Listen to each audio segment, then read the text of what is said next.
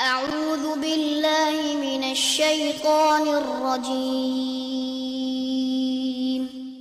بسم الله الرحمن الرحيم. الحمد لله رب العالمين والصلاة والسلام على نبينا محمد وعلى آله وصحبه أجمعين أما بعد.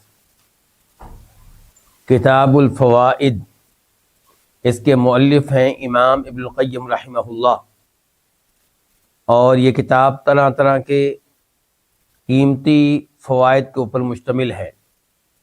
اس کا صفحہ نمبر 163 163 پچھلی بار ہم پڑھ رہے تھے، اور اس میں تذکرہ تھا اس بات کا کہ جب اللہ تعالی ہمیں کوئی حکم دے تو ہم نے اس کے معاملے میں اللہ کی عبودیت کیسے کرنی ہے، اللہ کی غلامی کیسے کرنی ہے، اللہ کی بندگی کیسے کرنی ہے، اللہ کی اطاعت کیسے کرنی ہے۔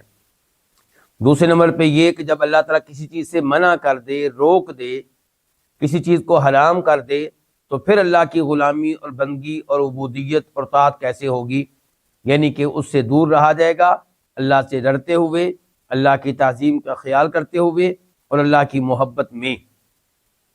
اور جب حکم ہوگا تو اس کی تعمیل کی جائے گی اخلاص کے ساتھ اور نبی علیہ الصلوۃ والسلام کی اتباع کرتے ہوئے۔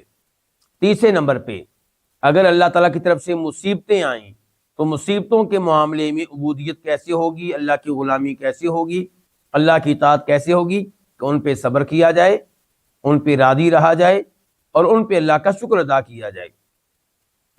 اور اس کے بعد تھا چوتھے نمبر پہ اگر گناہ سرزد ہوں تو پھر اللہ کی عبودیت کیسے ہوگی، اللہ کی غلامی کیسے ہوگی، اللہ کی بندگی کیسے ہوگی۔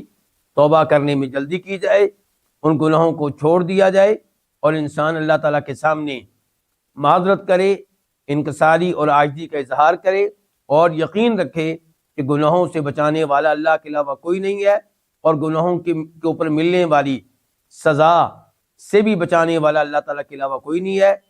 اور یہ جان لے کہ اگر یہ گناہ مسلسل ہوتے رہے تو یہ گناہ اسے اللہ تعالیٰ کے در سے دور کر دیں گے، اس کو دھتکار دیں گے۔ اور پھر آج 5ویں نمبر پہ کہ اللہ تعالیٰ کی طرف سے ملنے والی نعمتوں کے معاملے میں اللہ کی عبودیت کیسے ہوگی۔ چنانچہ فرماتے ہیں امام ابن القیم رحمہ اللہ، وَأَمَّا عُبُودِيَّةُ النِّعَمِ فَمَعْرِفَتُهَا وَالْإِعْتِرَافُ بِهَا أَوَّلًا۔ جہاں تک تعلق ہے نعمتوں پہ عبودیت کا، یعنی کہ اللہ کی نعمتیں مل رہی ہیں تو ان کے معاملے میں اللہ کی عبودیت کیسی ہوگی، اللہ کی غلامی کیسی ہوگی، اللہ کی بندگی کیسی ہوگی، اللہ کی اطاعت کیسی ہوگی، تو کہتے ہیں فَمَعْرِفَتُهَا وَالْإِعْتِرَافُ بِهَا أَوَّلًا۔ پہلے نمبر پہ یہ ہے کہ آپ ان نعمتوں کو پہچانیں اور ان کا اعتراف کریں، ان کو نعمتیں مانیں، تسلیم کریں۔ جی علماء کرام کیا سمجھے ہیں؟ پہلے تو آپ اللہ کی نعمتوں کو پہچانیں۔ ہمارا سب سے بڑا مسئلہ یہ ہے کہ ہم اللہ کی نعمتوں کو پہچانتے ہی نہیں ہیں۔ نعمتیں ہمارے پاس ہیں، نعمتیں ہم استعمال کر رہے ہیں، لیکن انہیں نعمت سمجھتے ہی نہیں۔ یہ میرا ہاتھ دیکھیں، ابھی یہ اس نے ایسے حرکت کی ہے، تو اس کے لیے کیا مجھے کوئی بٹن دبانا پڑا ہے؟ تو یہ کس کے تابع تھا؟ میرے ارادے کے۔ اللہ تعالیٰ نے اس ہاتھ کو میرے لیے آٹو بنا دیا ہے، جیسے چاہوں استعمال کروں۔ یعنی کہ ایک ہاتھ اور ایک ہاتھ کا اتنا آسان استعمال، ایسے نہیں ہے کہ ہاتھ کو استعمال کرنے کے لیے مجھے پہلے کوئی بٹن دبانا پڑے، اور پھر اس کے اوپر اللہ کوئی ٹیکس بھی نہیں مانگتے، کوئی بجلی کا بل نہیں، کوئی گیس کا بل نہیں، کچھ بھی نہیں۔ تو یہ ایک مثال دی آپ کو، ورنہ اسی ہاتھ میں اللہ کی کئی نعمتیں ہیں۔ اس ہاتھ کا استعمال کھانے پینے کے لیے، بائیں ہاتھ کا استعمال استنجا وغیرہ کے لیے۔ پوچھیں ان سے جن کے پاس دائیں ہاتھ نہیں ہے، بائیں ہاتھ سے کھانا کھانا پڑتا ہے۔ پوچھیں ان سے جن کے پاس بائیں ہاتھ نہیں ہے، دائیں ہاتھ سے استنجا بھی کرنا پڑتا ہے۔ تو یہ کتنی بڑی نعمت ہے یہ ہاتھ. پھر پاؤں کی طرف آ جائیں، آنکھوں کی طرف، کانوں کی طرف، زبان کی طرف، ناک کی طرف، معدہ، دل، جگر، ایک ایک چیز اللہ کی نعمت ہے. وفی انفسکم افلا تبصرون، اللہ تعالیٰ فرماتے ہیں میری نشانیاں تو تمہارے جسم کے اندر موجود ہیں، لیکن انسان غور کرے تو تبھی ممکن ہے. تو یہ چند نشانیاں جن کا میں نے تذکرہ کیا ہے ہمارے جسم کے تعلق سے، حالانکہ اس کے علاوہ بھی کئی ایک نعمتیں ہیں ہمارے جسم میں. پھر آ جائیں، اولاد اللہ کی نعمت ہے آپ کے لیے، بیگم اللہ کی نعمت ہے آپ کے لیے، ان کے مستقل اللہ تعالیٰ نے آپ کو ایک عورت دے رکھی ہے جو آپ کی خواہشات کے ارد گرد گھومتی ہے. جب آپ چاہیں تب وہ آرام کرتی ہے، آپ کی پسند کے مطابق کھانا تیار کرتی ہے، آپ کے گھر کی صفائی کرتی ہے، آپ کے بچوں کے کپڑے تبدیل کرتی ہے، آپ کے بچوں کو نہلاتی ہے. ان کے کیسے اللہ تعالیٰ نے ایک عورت آپ کو دے دی ہے جو آپ کے تقریباً تابع بن چکی ہے. تھوڑا بہت اختلاف ہو سکتا ہے. پھر گھر اللہ کی نعمت، گاڑی اللہ کی نعمت، بائک اللہ کی نعمت، یہ موبائل اللہ کی نعمت، موجودہ زمانے میں آن لائن درس اپنے گھروں میں بیٹھ کے سن لینا اللہ کی نعمت. تو اس لیے فرماتے ہیں وَأَمَّا عُبُودِيَّةُ النِّعَمِ، اور پھر یہ بھی ذہن میں رہے کہ دینی نعمتیں دنیاوی نعمتوں سے کہیں بڑھ کر ہیں. اللہ تعالی نے مجھے اور آپ کو عشاء کی نماز پڑھنے کی توفیق دی، اس کی کتنی بڑی یہ نعمت ہے. اس نے عشاء کی نماز کے بعد مجھے اور آپ کو آیت الکرسی پڑھنے کی توفیق دی، کتنی بڑی نعمت ہے. اس نے عشاء کی نماز کے بعد مجھے اور آپ کو آخری تینوں کل ایک ایک بار پڑھنے کی توفیق دی، کتنی بڑی اللہ کی نعمت ہے. 33 بار سبحان اللہ، الحمدللہ، اللہ اکبر، اور پھر لا الہ الا اللہ وحدہ یہ کہنے کی توفیق دی، یہ بھی اس کا بہت بڑا انعام ہے. لا حول ولا قوت الا باللہ. تو نعمتیں ملنے کے معاملے میں اللہ کی عبودیت کیسی ہوگی؟ کہتے ہیں فمعرفتھا، ان نعمتوں کی پہچان، والاعتراف بہا، اور ان کا اقرار کرنا، اولاً یہ سب سے پہلے، ثم اس کے بعد، العیاذ بہ، اس سے پناہ مانگنا. کس سے؟ اللہ تعالیٰ سے. اللہ تعالیٰ سے جیسے کہتے ہیں نا اعوذ باللہ، یہ بالکل ویسے ہی ہے نا. ثم العیاذ بہ، اللہ تعالیٰ سے پناہ مانگنا. کس بات سے بچنے کے لیے پناہ مانگنا؟ یہ آگے آ رہا ہے. ان یقع فی قلبہ نسبتها واضافتها الی سوا، اللہ تعالیٰ سے پناہ مانگنا، اللہ کی پناہ میں آنا اس بات سے بچنے کے لیے کہ انسان کے دل میں، بندے کے دل میں آئے کیا آئے؟ نسبتها واضافتها، ان نعمتوں کی نسبت کرنا الی سواہ، غیر اللہ کی طرف. اللہ سے کہیں کہ یا اللہ میرے دل میں یہ بات نہ آنے دینا کہ میں ان نعمتوں کی نسبت تجھے چھوڑ کے کسی اور کی طرف کر دوں. ایک پہلا مرحلہ کیا تھا؟ نعمت کو نعمت ماننا. دوسرا یہ کہ یہ ماننا کہ ہر نعمت کس کی طرف سے ہے؟ اللہ کی طرف سے. اور اللہ سے کہنا کہ یا اللہ مجھے اس دن سے بچانا جس دن میں تیری دی گئی نعمتوں کی نسبت کسی اور کی طرف کر دوں. مثال کے طور پہ بیٹا تو دے اور نام میں رکھوں پیرا دیتا، پیروں نے دیا ہے. بیٹا تو دے اور میں کہوں کہ دیا ہے شیخ عبد القادر جیلانی رحمہ اللہ نے. بیٹا تو دے اور میں کہوں کہ فلاں شہر کے اس بزرگ نے دیا جس کو لوگ داتا کہتے ہیں. یا بیٹا اللہ دے اور میں نسبت کر دوں ڈاکٹر کی طرف، حکیم کی طرف. اس سے بچنے کے لیے اللہ کی پناہ میں آنا ہے. وَإِن كَانَ سَبَبًا مِّنَ الْأَسْبَابِ، اگرچہ وہ غیر جو ہے اسباب میں سے ایک سبب ہو. دیکھیں آج اگر کسی کو بیٹا ملتا ہے تو کیا اس بیٹے کے ملنے میں شیخ عبد القادر جیلانی رحمہ اللہ سبب ہیں؟ وہ تو سبب بھی نہیں ہے. ظلم کی انتہا ہے کہ بیٹے ملنے کی نسبت آپ شیخ کی طرف کر دیں جو نہ بیٹا دینے والے نہ بیٹا ملنے میں سبب بننے والے. لیکن ڈاکٹر وہ سبب ہو سکتا ہے، بیوی سبب ہے. آپ یہ نہیں کہیں گے کہ بیوی نے بیٹا دیا مجھے، کیا کہیں گے کہ اللہ تعالیٰ نے بیٹا دیا اور میری بیوی اس میں سبب بنی. اللہ نے بیٹا دیا، فلاں حکیم صاحب نے علاج کیا تھا، وہ سبب بنے. تو کہتے ہیں سبب ہونے کے باوجود آپ نے نعمت کی نسبت سبب کی طرف نہیں کرنی. بیٹا کہیں بیٹا دینے والا اللہ، سبب یہ بنا، یہ کہہ سکتے ہیں آپ.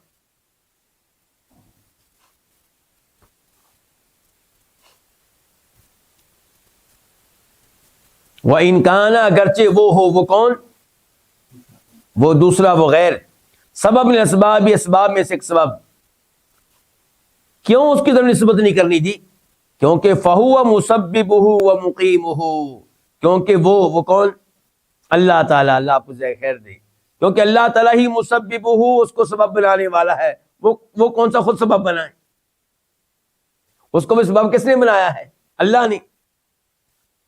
کیونکہ وہی اس کو سبب بنانے والا ہے، وہ مقیمہ، اور اس کو کھڑا کرنے والا ہے، ان کے اس کو سبب بنانے والا ہے. فالنعمت منہ وحدہ، پس نعمت اسی کی طرف سے ہے. کس کی طرف سے؟ اللہ کی طرف سے. وحدہ، پس نعمت اس اللہ اکیلے کی طرف سے ہے. بکل وجہ و اعتبار، ہر صورت میں اور ہر لحاظ سے، ہر اعتبار سے، ہر طرح سے نعمت اکیلے اللہ کی طرف سے ہے. اللہ تعالیٰ کیا فرماتے ہیں سورہ نحل میں آیت نمبر 53 میں 53، وَمَا بِكُم مِّن نِّعْمَةٍ فَمِنَ اللَّهِ، تمہارے پاس جو بھی نعمت ہے وہ کس کی طرف سے ہے؟ اللہ کی طرف سے. جو بھی، میں نے بھی کا ترجمہ کیا ہے، بھی کا ترجمہ کہاں سے آ گیا؟ کیوں جی کر صاحب؟ کیونکہ یہاں پہ نعمت سے پہلے کیا آیا ہے؟ من. تو جو بھی نعمت ہے وہ کس کی طرف سے ہے؟ اللہ کی طرف سے ہے.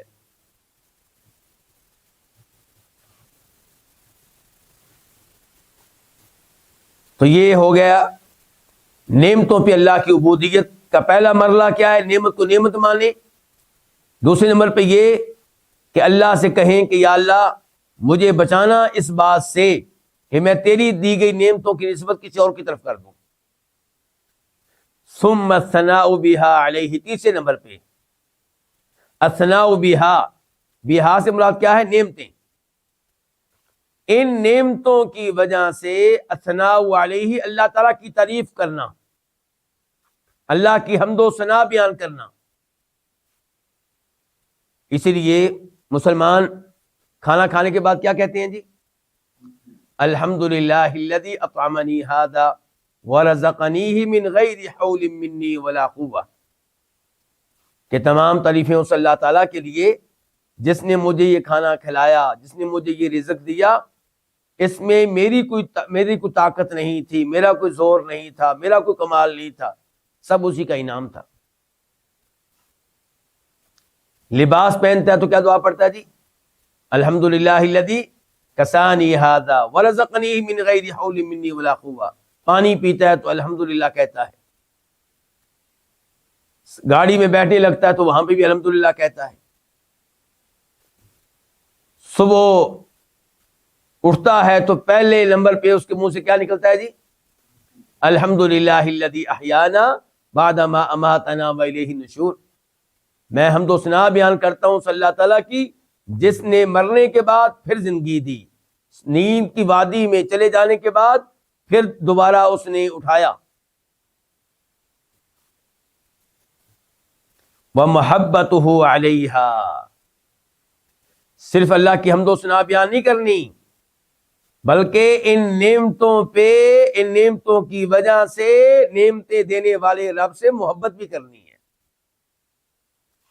آج گلی محلے میں کوئی آدمی ہمیں مسلسل 4-5 تحفے دے دے تو ہمارے دل سے اگر تھوڑی بہت نفرت ہو تو نکل جاتی ہے اور محبت اس کی چھا جاتی ہے ہمارے دل پہ. اور اللہ تعالیٰ کتنی نعمتیں دے چکا ہے جی ہمیں. وَإِن تَعُدُّوا نِعْمَتَ اللَّهِ لا تحصوها، اگر اللہ کی نعمتوں کو شمار کرنا چاہو شمار نہیں کر سکتے. تو اللہ کی محبت ہمارے دل میں کیوں نہیں ہے؟ اور عجیب بات یہ ہے کہ ہمارے یہاں کانفرنسیں ہوتی ہیں کس موضوع پہ؟ فلاں پیر صاحب کی شان میں، فلاں عالم دین کی شان میں، فلاں سیاستدان کی شان میں، فلاں شخصیت کو خراج تحسین پیش کرنے کے لیے، لیکن اللہ سے محبت کے موضوع پہ گفتگو نہیں ہوتی. حالانکہ اللہ کی محبت سب سے بڑھ کر ہے، بلکہ اگر کسی کے دل میں اللہ سے محبت سے بڑھ کر کسی اور سے محبت ہے تو مسلمان ہی نہیں. مسلمان وہی ہے جس کے دل میں اللہ کی محبت سب سے بڑھ کر ہو، والدین سے محبت اللہ کی محبت کے تابع ہو، اس کے برابر نہ ہو، اس سے اوپر نہ ہو. نبی علیہ الصلوۃ والسلام سے بھی محبت اللہ کی محبت کے تابع ہو، اللہ کی محبت کے برابر نہ ہو، اللہ سے اوپر نہ ہو.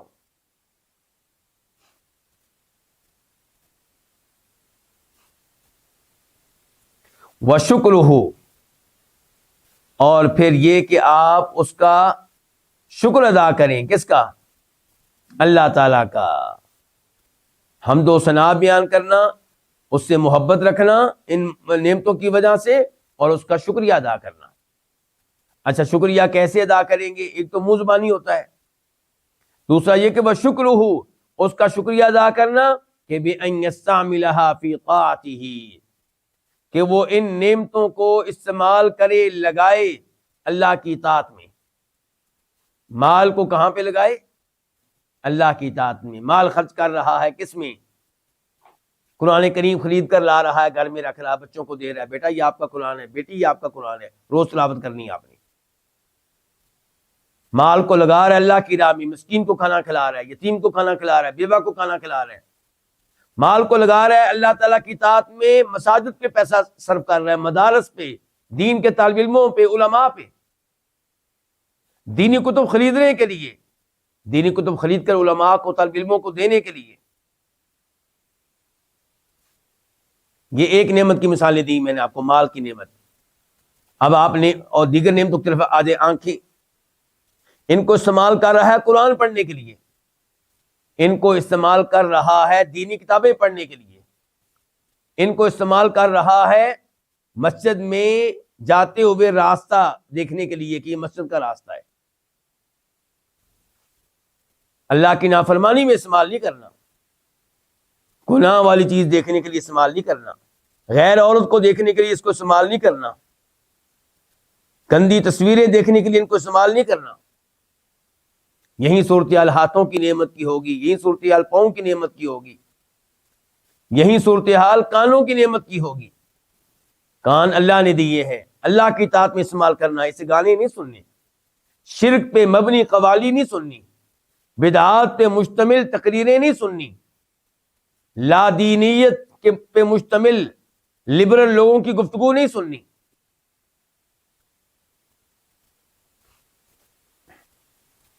تو یہ ہے کہ وہ شکر ہو. اور ایسے اولاد کی نعمت کی طرف آ جائیں. اولاد بھی کس نے دی ہے؟ اللہ نے. اب عام طور پہ لوگ اولاد اللہ سے لینے کے بعد اس کو لگاتے کہاں پہ ہیں؟ اللہ کی نافرمانی میں.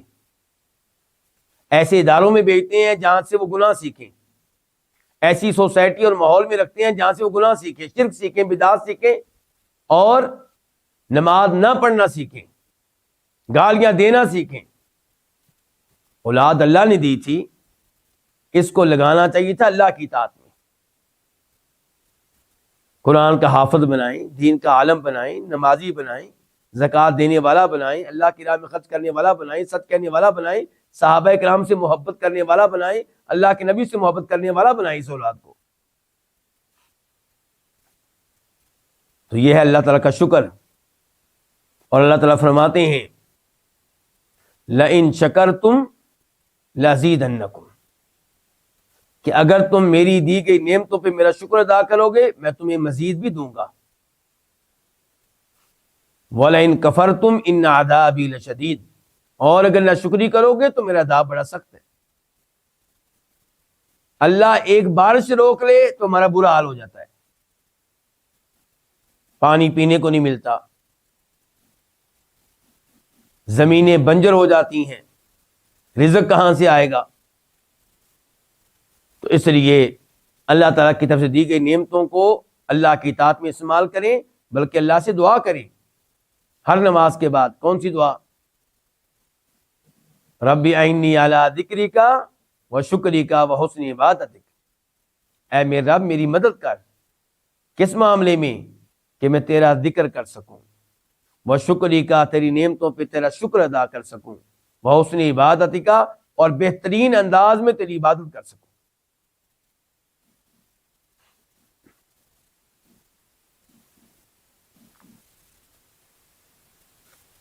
امام صاحب فرماتے ہیں وَمِن لطائف التعبد بالنعم ان يستكثر قليلها عليه ويستقل كثير شكره عليها۔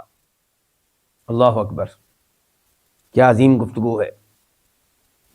کہتے ہیں کہ نعمتوں پہ اللہ تعالیٰ کی عبودیت کرنا، نعمتوں پہ اللہ کی غلامی کرنا، نعمتوں کی وجہ سے اللہ تعالیٰ کی بندگی کرنا، اس کے لطائف میں سے، اس کے دقائق میں سے، اس معاملے میں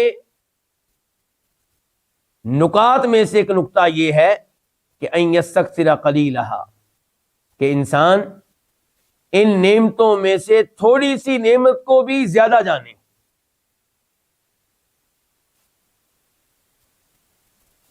ان یستکثر قلیلھا علیہ، کہ اپنے اوپر آنے والی نعمتیں، ان میں سے تھوڑی نعمت ہے، ہلکی سے ہلکی نعمت ہے، اس کو بڑی سی بڑی نعمت جانے۔ وَيَسْتَقِلَّ كَثِيرَ شُكْرِهِ عَلَيْهَا، اور ان نعمتوں پہ اپنی طرف سے کیے جانے والے بہت زیادہ شکر کو بھی کم جانے۔ کتنی بڑی بات کہہ گئے۔ ہوتا یہ ہے کسی کو بیٹا ملتا ہے، 2 بکرے عقیقہ کر کے سمجھتا ہے کہ میں نے اس نعمت کا حق ادا کر دیا، پورے 2 بکرے کیے ہیں۔ اور اگر کوئی 10 بکرے کر دے، وہ تو کہتا ہے جناب میں نے کمال کر دیا، سمجھتا ہے کہ شاید بیٹے کی نعمت کا حق ادا ہو گیا۔ نہیں نہیں نہیں، یہ بھول ہے تمہاری۔ ان آنکھوں کے ساتھ آپ نے ایک بار اوپر دیکھ کے قرآن پڑھ لیا تو آپ کیا سمجھتے ہیں آنکھوں کا حق ادا ہو گیا؟ نہیں، یہ غلط فہمی ہے آپ کی۔ کانوں کے ساتھ آپ نے ایک بار پورا قرآن سن لیا تو آپ کیا سمجھتے ہیں حق ادا ہو گیا؟ نہیں نہیں، ایسا بالکل نہیں۔ آپ کو یقین ہونا چاہیے کہ آپ اللہ تعالیٰ کی کسی ایک نعمت کا بھی پورا شکر ادا نہیں کر سکے۔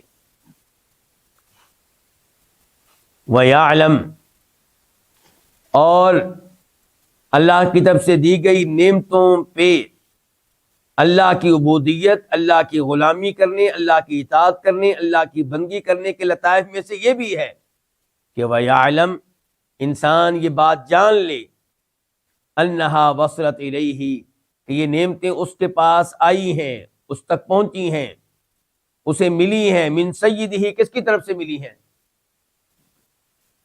اس کے مالک کی طرف سے۔ مالک سے مراد کون؟ اللہ رب العزت۔ کہ انسان یہ جان لے کہ یہ نعمتیں اس تک پہنچی ہیں اس کے مالک کی طرف سے، من غیر ثمن بدلہ فیہا، بغیر کسی قیمت کے، بغیر کسی مال کے، بغیر کسی معاوضے کے، جس کو اس انسان نے لگایا ہو، صرف کیا ہو، فیہا، ان نعمتوں کو حاصل کرنے کے معاملے میں فری میں ملی ہیں۔ اللہ اکبر۔ اگر ہمیں حکومت کی طرف سے گیس کنیکشن لینا ہو، اس کے اوپر بھی کچھ پیسے دینے پڑتے ہیں، اور پھر ہر مہینے بھی بل ادا کرنا پڑتا ہے۔ کرنٹ، بجلی کا میٹر بھی، اس کا بھی معاملہ یہی ہے۔ دیگر بہت سے امور ایسے ہیں، لوگ پہلے سیکورٹی مانگتے ہیں، پھر اس کے ساتھ ساتھ قیمت بھی وصول کرتے ہیں۔ لیکن اللہ رب العزت کی طرف سے دی گئی نعمتیں آپ دیکھیں کہ یہ آپ کو ملی ہیں آپ کے مال کی طرف سے، من غیر ثمن، بغیر کسی قیمت کے، بغیر کسی مال کے، بغیر کسی معاوضے کے، بدلہ، جس کو آپ نے صرف کیا ہو، لگایا ہو، فیہا، ان نعمتوں کو حاصل کرنے کے معاملے میں. ولا وسیلۃ منہ توسل بہا الیہ، اور یہ نعمتیں ملی ہیں بغیر کسی ایسے وسیلے کے، توسل بہا، جس کو آپ نے وسیلہ بنایا ہو، الیہ، اللہ تعالیٰ کی طرف، خود ہی مل گئی ہیں. کیوں جی، جب پیدا ہوئے تھے تو یہ کان اور یہ آنکھیں خود ہی مل گئی تھی نا، خود ہی مل گئی تھی. ولا استحقاق منہ لہا، اور یہ نعمتیں اللہ کی طرف سے آئی ہیں، ملی ہیں، پہنچی آپ تک بغیر اس کے کہ استحقاق، کوئی حق ہو، کوئی حق ہو منہ، اس انسان کا، لہا، ان نعمتوں پہ کوئی حق نہیں تھا، کوئی اہلیت نہیں تھی انسان میں، لیکن اللہ نے ایسے ہی دے دی ہیں. استحقاق نہیں تھا ان نعمتوں پہ، انسان کا کوئی استحقاق نہیں تھا. وَأَنَّهَا لِلَّهِ فِي الْحَقِيقَةِ لَا لِلْعَبْدِ، اور انسان کو جس کو نعمتیں مل رہی ہیں اس کو یہ بات بھی معلوم ہونی چاہیے کہ انَّهَا لِلَّهِ، کہ یہ اللہ کی ملکیت ہے، فی الحقیقت، حقیقت میں، لا للعبد، بندے کی ملکیت نہیں ہے. تو اللہ واپس لے لے تو چیخنا چلانا نہیں ہے، ماتم کرنا نہیں ہے، رخسار نہیں پیٹنے، گریبان نہیں پاڑنا، سر کے بالوں پہ مٹی نہیں ڈالنی، کوئی احتجاج نہیں، کوئی شکوہ نہیں، جس کی چیز اس نے اپنی چیز واپس لے لی ہے. اللہ اکبر، کیا عظیم الشان کلام ہے. کہتے ہیں فلا تزیدہ النعم الا انکسارا وذلا وتواضعا ومحبتا للمنعم. چنانچہ یہ نعمتیں انسان کو، بندے کو کس چیز میں آگے لے کر جائیں؟ یہ نعمتیں انسان کو نہ بڑھائیں، نہ آگے لے کر جائیں، مگر انکساری میں، ان کے جیسے جیسے نعمتیں ملتی چلی جائیں ویسے ویسے انکساری بڑھتی چلی جائے، ویسے ویسے ذلن، اللہ تعالیٰ کی تابع داری بڑھتی چلی جائے، تواضع بڑھتی چلی جائے، وہ محبت للمنعم، اور نعمتیں دینے والے سے محبت بھی بڑھتی چلی جائے. فلا تزیدہ النعم، تو یہ نعمتیں بندے کو نہ بڑھائیں مگر انکساری میں، وذلن، اور اللہ کی تابع داری میں، وتواضعا، اور تواضع میں، محبت، اور محبت میں. کس کی محبت، کس کے لیے تواضع، کس کے لیے انکساری؟ للمنعم، اس کے لیے جو نعمتیں دینے والا ہے. اذان ادھر ہی ہے، لگ نہیں رہا، جواب نہیں ملتا آپ کی طرف سے، لگتا ہے توجہ آپ کی کہیں اور ہے. چلیں. وَكُلَّمَا جَدَّدَ لَهُ نِعْمَةً أَحْدَثَ لَهَا عَبُودِيَّةً وَمُحَبَّةً وَخُضُوعًا وَذُلًّا. اور جب بھی جددہ میں کیا ہوتا ہے؟ جدید سے ہے، یہ نیا کرنا، تازہ کرنا، دوبارہ دینا. وَكُلَّمَا جَدَّدَ لَهُ نِعْمَةً، جب بھی اللہ تعالی بندے کو کوئی نعمت نئی دے، جب بھی اللہ تعالیٰ بندے کو کوئی نئی نعمت دے، احدث لها عبودیۃ ومحبۃ وخضوعا وذلا، تو بندہ وجود میں لے کر آئے لہا، ان نعمتوں کے لیے، اللہ تعالیٰ کی عبودیت، اللہ تعالیٰ کے لیے محبت، خضوعا، اور وہیں تواضع، وذلن، اور وہی تابع داری. یعنی کہ جب نئی نعمت ملے ایک نئی عبودیت ہونی چاہیے، ایک نئی اللہ سے محبت ہونی چاہیے، ایک نئی اللہ کے لیے تواضع ہونی چاہیے، ایک نئی اللہ کی تابع داری ہونی چاہیے، مزید شوق پیدا ہو اللہ تعالیٰ کی تابع داری کرنے کا، اللہ کی عبادت کرنے کا، نمازیں پڑھنے کا، تلاوت کرنے کا، صدقہ خیرات کرنے کا.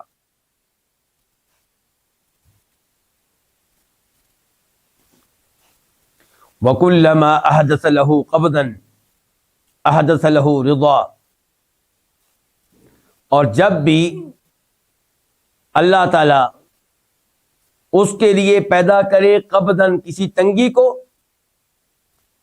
یعنی کہ کوئی تنگی آ جائے تو احدث له رضا، تو بندہ اللہ تعالیٰ کے لیے وجود میں لے کر آئے کس کو؟ رضا کو، رضامندی کا اظہار کرے کہ یا اللہ میں اس پہ بھی راضی ہوں۔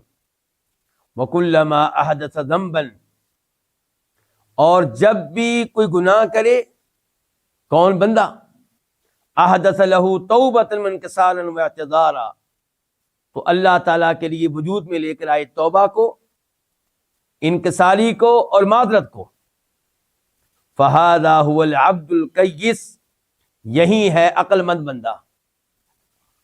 والعاجز بمعزل عن ذلک، اور جو بندہ عاجز ہو، بے توفیق ہو، وہ اس سے کہیں دور ہوتا ہے۔ معزل، معزل اس کا معنی کیا ہوگا؟ دور، جدا، الگ، یعنی کہ وہ ان کاموں سے کہیں دور ہوتا ہے۔ وباللہ توفیق، اور توفیق اللہ ہی کے پاس ہے، یعنی کہ ان کاموں کی توفیق کون دیتا ہے؟ اللہ تعالیٰ۔ نعمتیں ملیں اور انسان شکر ادا کرے، نعمتیں ملیں اور انسان نعمتوں کی نسبت اللہ کی طرف کرے، نعمتیں ملیں تو انسان سمجھے کہ حق تو یہ ہے کہ حق ادا نہیں ہوا، شکر ادا کرنے کا حق ادا نہیں ہوا، یہ ساری توفیق اللہ کے ہاتھ میں، اللہ سے توفیق مانگنی چاہیے۔ اس کے ساتھ ہی عبودیت کے تعلق سے ہمارا درس اپنے اختتام کو پہنچا، اور اب نئے درس کا آغاز کرتے ہیں۔ امام صاحب فرماتے ہیں فصل، من ترک الاختیار والتدبیر فی رجاء زیادت او خوف نقصان او طلب صحت او فرار من سقم وعلم ان اللہ علی کل شیء قدیر وانہ المتفرد بالاختیار والتدبیر، جو ترک کر دے، جو انسان ترک کر دے الاختیار، اختیار کرنا، والتدبیر، اور تدبیر کرنا، فی رجاء زیادت، کسی چیز کے اضافے کی امید میں، دنیا اور مل جائے، اس کی امید، عزت اور مل جائے، جاہ و جلال اور مل جائے، اس معاملے میں تدبیر کو ترک کر دے۔ او خوف نقصان، یا کسی چیز کی کمی کے خوف کے معاملے میں اختیار و تدبیر کو ترک کر دے۔ او طلب صحت، اور صحت مانگنے کے معاملے میں اختیار و تدبیر کو ترک کر دے۔ او فرار من سقم، کسی بیماری سے بھاگنے اور دور رہنے کے معاملے میں اختیار تدبیر کو ترک کر دے۔ وعلم، اور یقین رکھے، جان لے کہ ان اللہ علی کل شیء قدیر، کہ اللہ تعالیٰ ہی ہر چیز کی قدرت رکھنے والا ہے۔ وَأَنَّهُ الْمُتَفَرِّدُ بِالْاخْتِيَارِ وَالتَّدْبِيرِ، اور اختیار کے معاملے میں، تدبیر کے معاملے میں وہ یکتا ہے، تنہا ہے۔ وہ جو آیت ہم نے نہیں پڑھی ہوئی سورہ یونس کی، قُلْ مَن يَرْزُقُكُم مِّنَ السَّمَاءِ وَالْأَرْضِ أَمَّن يَمْلِكُ السَّمْعَ وَالْأَبْصَارَ وَمَن يُخْرِجُ الْحَيَّ مِنَ الْمَيِّتِ وَيُخْرِجُ الْمَيِّتَ مِنَ الْحَيِّ وَمَن يُدَبِّرُ الْأَمْرَ، کہ اے اللہ کے رسول علیہ الصلوۃ والسلام، یہ لوگ جو آپ پہ ایمان نہیں لاتے، یہ لوگ جو توحید کو قبول نہیں کرتے، آپ ان سے پوچھیں ان کو آسمان و زمین سے رزق دینے والا کون؟ ان کے کانوں پہ، ان کی آنکھوں پہ کنٹرول کس کا؟ ان کا مالک کون؟ زندہ کو مردے سے، مردہ کو زندہ سے نکالنے والا کون؟ سارے امور کی تدبیر کرنے والا کون؟ فَسَيَقُولُونَ، تو یہ قریب کہیں گے کون ہے؟ اللہ۔ تو یہ یہاں پہ بات ہو رہی تدبیر، یعنی کہ مجھے اور آپ کو جو لباس ہم نے پہنا ہوا ہے، یہ دینے والا کون ہے؟ ہمارے لباس کی تدبیر کس نے کی؟ اللہ نے۔ ہمارے گھر جس کو ملا ہوا ہے، اس کی تدبیر کس نے کی؟ اللہ نے۔ جس کو دو نعمت ملی ہے، اس کی تدبیر کس نے کی؟ اللہ نے۔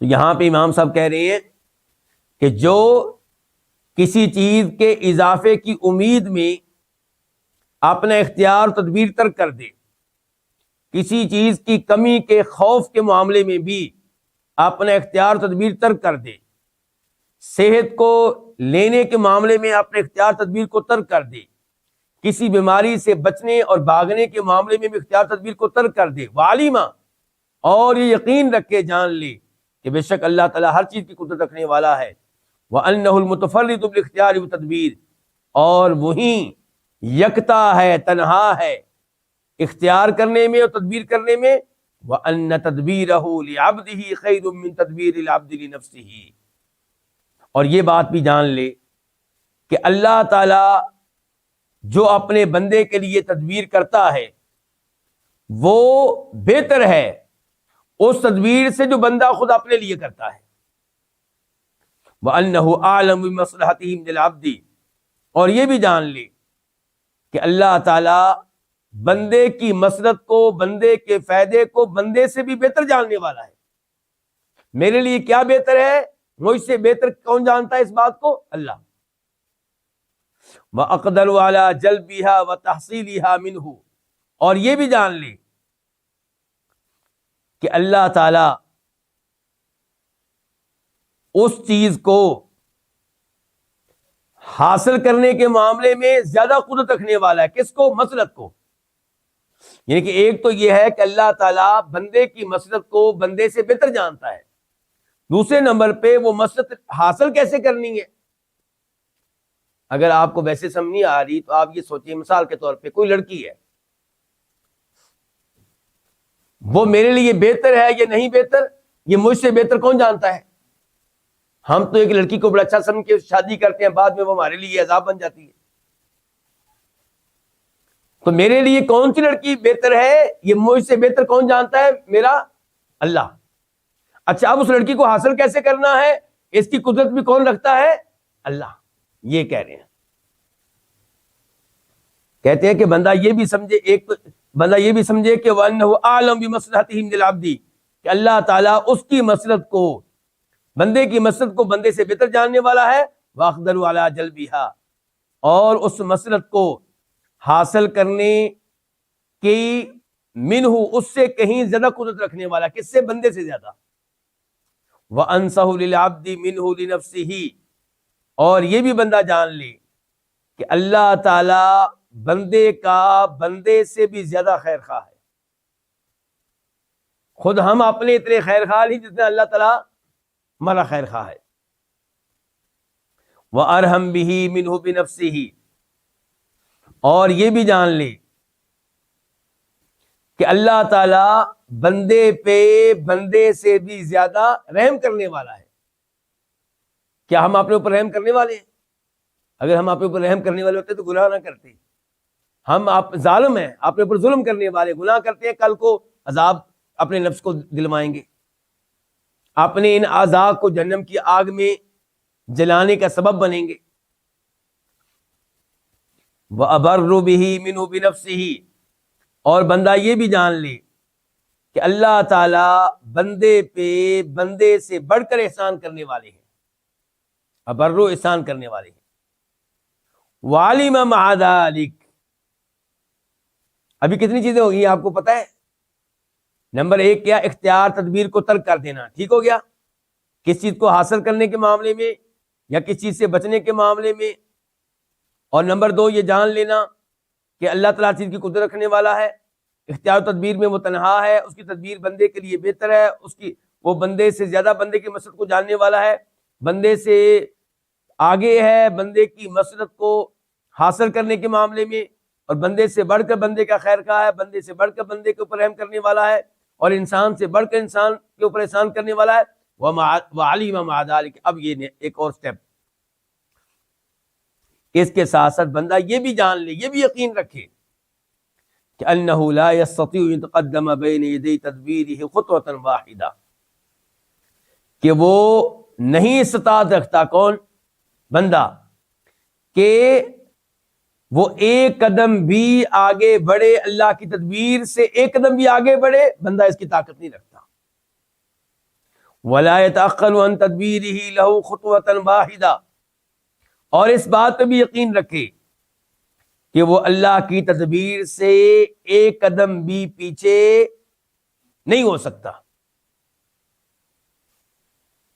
جو اللہ کی مشیت چلے گی.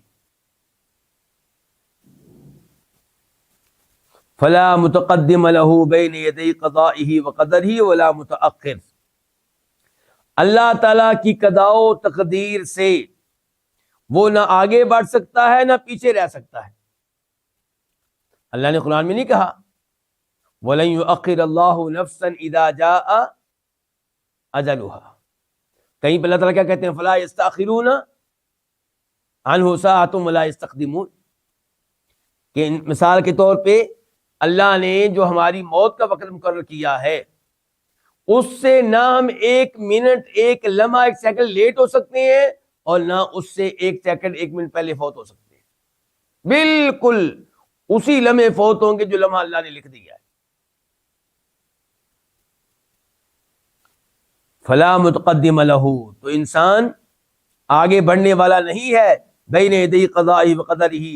اللہ کی قضاء اور تقدیر سے آگے بڑھنے والا نہیں ہے. ولا متأخر اور نہ اسے پیچھے ہٹنے والا ہے. فَأَلْقَى نَفْسَهُ بَيْنَ يَدَيْهِ. یہ تین کام کرنے کے بعد اب انسان کیا کرے؟ اپنے آپ کو اللہ کے سامنے پھینک دے، ڈال دے. تین کام کون سے ہیں؟ یاد ہے کہ بھول گئے؟ جی، نمبر 1 اپنا اختیار اور اپنی تدبیر ترک کر دے.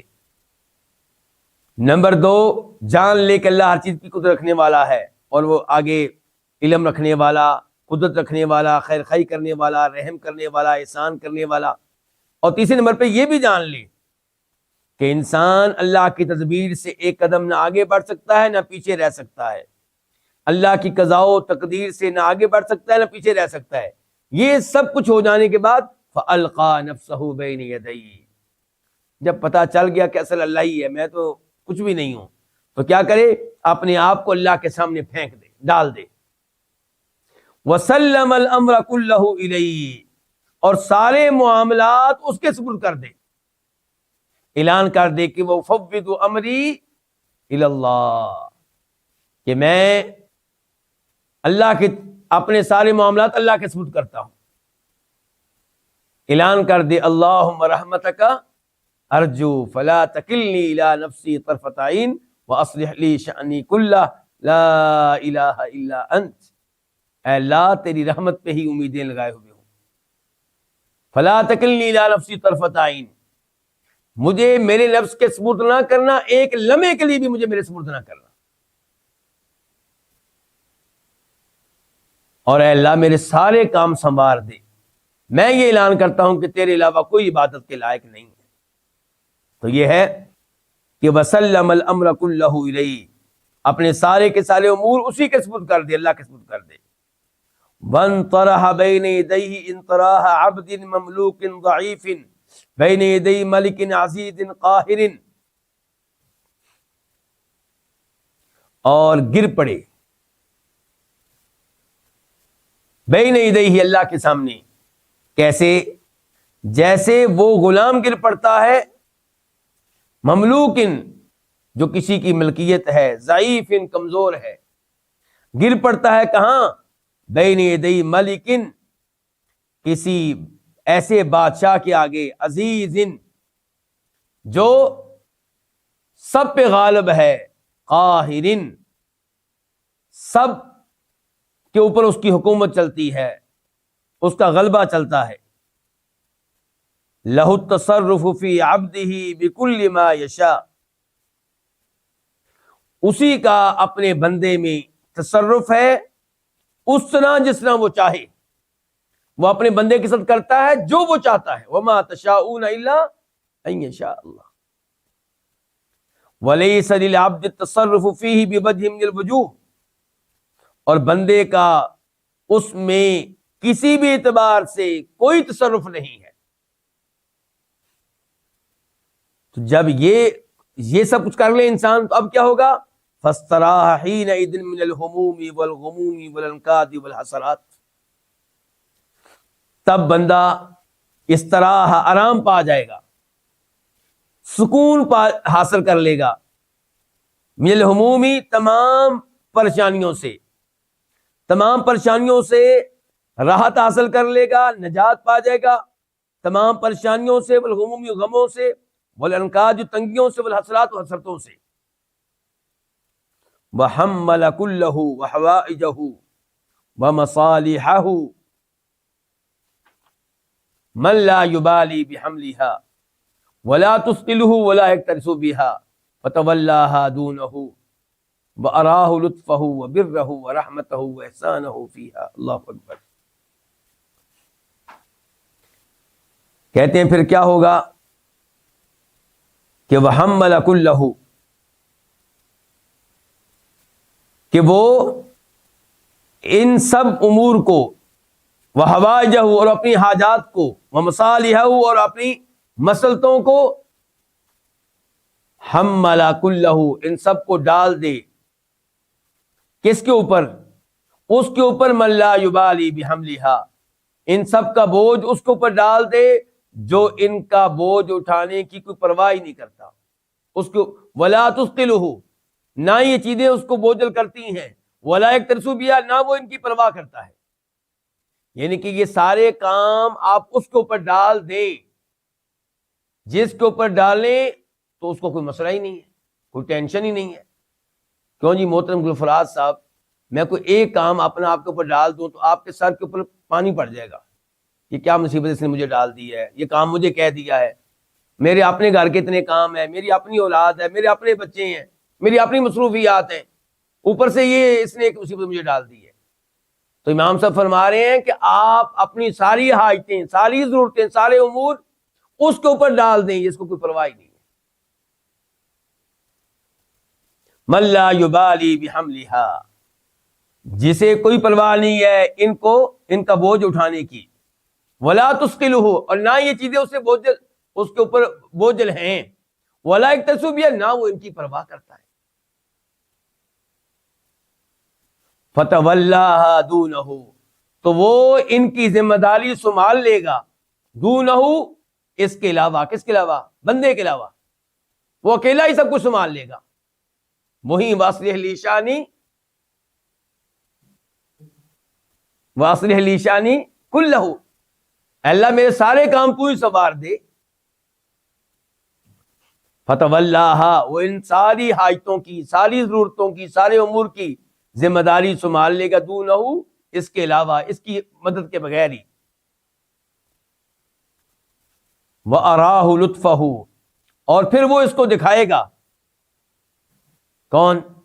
اللہ تعالیٰ اس بندے کو دکھائے گا۔ جب بندہ سارا بوجھ اس کے اوپر ڈال دے، اس کا صحیح اطاعت گزار بن جائے، اس کی مرضی کے مطابق چلے، گناہوں سے بچے، شریعت کو اختیار کرے اور اپنی ضرورتیں اس کے حوالے کر دے، تو وَأَرَاهُ لُطْفَهُ، تو اب وہ اس کو دکھائے گا لطفہ، اپنی مہربانی، وبرہ، اپنا احسان، ورحمتہ، اپنی رحمت، واحسانہ، اور اپنا احسان فیہا، ان امور کے معاملے میں، من غیر تعب من العبد، بندے کی طرف سے کسی تھکاوٹ کے بغیر، ولا نصب، اور کسی تکان کے بغیر، ولا اہتمام منہ، اور بندے کی طرف سے کسی اہتمام کے بغیر۔ اللہ کیوں اس کو اپنی مہربانی دکھائے گا؟ اللہ تعالیٰ کیوں اس کو اپنی احسان کے نظارے کروائے گا؟ لأنہ قد صرف اہتمامہ کلہ الیہ، کیونکہ اس نے اپنا سارا اہتمام اللہ کی طرف پھیر دیا، اللہ کا صحیح بندہ بن چکا ہے، جو اللہ حکم دیتا کرتا چلا جاتا ہے بس۔ تو اللہ تعالیٰ اس کی ساری ٹینشنیں اپنے ذمہ لے لیتا ہے، اس کے سارے امور اپنے ذمہ لے لیتا ہے۔ وَجَعَلَهُ وَحْدَهُ هَمًّا، کیونکہ اس نے صرف اللہ تعالیٰ کو ہی اپنا ہم اور اپنا مقصود بنا دیا ہے۔ فَصَرَفَ عَنْهُ اهْتِمَامَهُ بِحَوَائِجِهِ وَمَصَالِحِ الدُّنْيَا، تو اللہ تعالیٰ نے اس سے اس کے اہتمام کو پھیر دیا، اس کا اہتمام کرنا بھی حوائجی، اپنی حاجتوں کا اور اپنی دنیا کی مصلحتوں کا، یہ اللہ نے اس سے پھیر دیا۔ وَفَرَّغَ قَلْبَهُ مِنْهَا، اور اللہ نے اس کے دل کو ان چیزوں سے فارغ کر دیا، اس کے دل میں یہ ٹینشنیں آئی نہیں، اس کو دنیا کی پرواہ ہی نہیں ہے، وہ بس اللہ کو راضی کرنے میں لگا ہوا ہے۔ اس کو یہ فکر ہے نماز کب ہوگی، اذان کب ہوگی، مسجد میں کب جاؤں گا، تلاوت کب کرنی، روزہ کب رکھنا ہے، زکوٰۃ کب دینی ہے، بس اس کے وہ اللہ کو راضی کرنے میں لگا ہوا ہے۔ بس دنیاوی ضرورتوں کی ٹینشنوں سے اللہ نے اس کو آزاد کر دیا ہے۔ فما اطیب عیشہ، تو کتنی عمدہ ہے اس کی زندگی، وما انعم قلبہ، اور کتنی نعمت میں ہے اس کا دل، کتنی عمدہ ہوگی اس کی زندگی، کس قدر نعمت میں ہوگا اس کا دل، وَأَعْظَمَ سُرُورَهُ وَفَرَحَهُ، اور کس قدر عظیم ہوگی اس کی خوشی اور اس کی فرحت۔